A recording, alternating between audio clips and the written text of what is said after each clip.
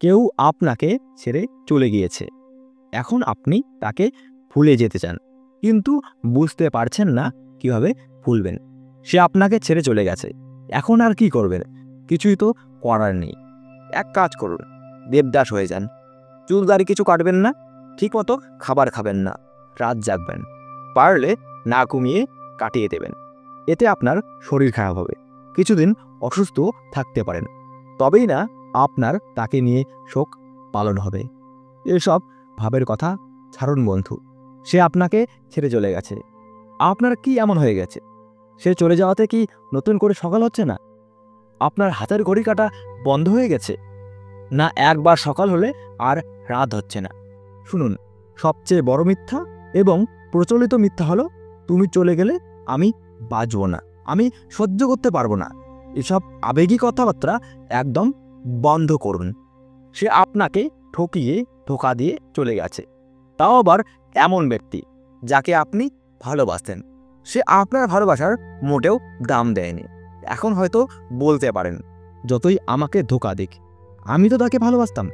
এই জাতীয় ধারণা থেকে একদম সরে এসে তাকে শুধুমাত্র একজন ধোঁকাবাজ হিসাবেই দেখার চেষ্টা করুন।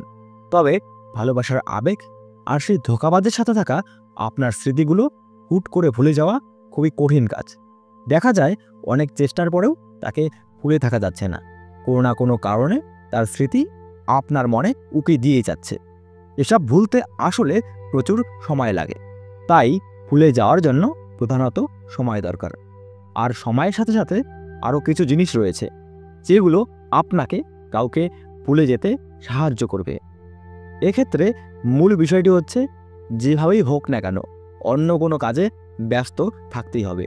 ফ্রি বসে থাকলে ভালোবাসার মানুষটির কথা, ভালোবেসে ধোঁকা খাওয়ার কথা মনে পড়বেই, যা আসলে খুব একটা ভালো জিনিস নয়। আরও কিছু বিষয় রয়েছে যেগুলো অনুসরণ করতে পারলে এসব ভুলে থাকাটা কিছুটা সহজ হবে। যেমন, প্রথমেই ফোনের রিংটোন পরিবর্তন করুন, ফোনের থিমও পরিবর্তন করুন। পুরনো রিংটোন বা থিম স্মৃতিকে মারাত্মকভাবে নাড়া দিতে পারে। সম্ভব হলে কিছু দিনের জন্য অন্য থিম ব্যবহার করুন। পুরনো ফটো ডিলিট করুন। বন্ধু বান্ধবদের সাথে ঘুরতে যেতে পারেন, নিজের সাথে জোর করে হলেও বন্ধুদের সাথে ঘুরতে যান। এটি আপনার মনকে অন্যদিকে নিয়ে যেতে সাহায্য করবে। ঘরের এক কোণে চুপচাপ বসে না থেকে বাবা মা, ভাই বোনদের সাথে যে কোনো বিষয় নিয়ে কথা বলার চেষ্টা করুন, তাদের সাথেই থাকতে চেষ্টা করুন।